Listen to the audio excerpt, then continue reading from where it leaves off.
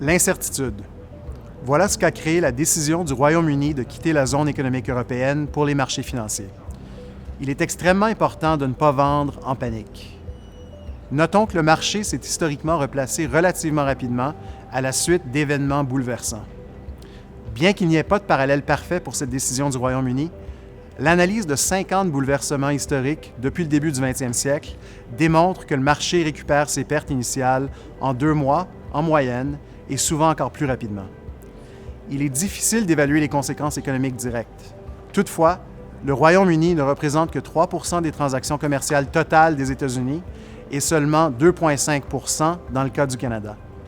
Cette proportion limitée de l'ensemble des transactions suggère que le risque pour les économies nord-américaines devrait être plus faible. D'un point de vue plus positif, cette décision devrait continuer d'encourager les banques centrales à maintenir des politiques monétaires très accommodantes pour une période prolongée.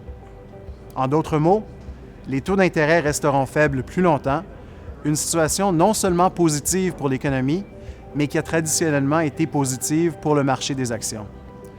Les faibles taux d'intérêt, surtout dans les titres à revenus fixes à très court terme, représentent aussi une occasion pour les investisseurs de prolonger leur échéance obligataire, améliorant ainsi les perspectives de rendement. Bref, vendre dans un marché très volatile peut réduire significativement les rendements à long terme.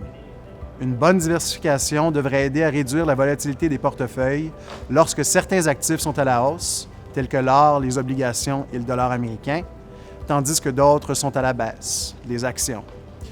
La diversification réduit ultimement les aléas des marchés qui entraînent trop souvent des décisions émotives et excessives de la part des investisseurs.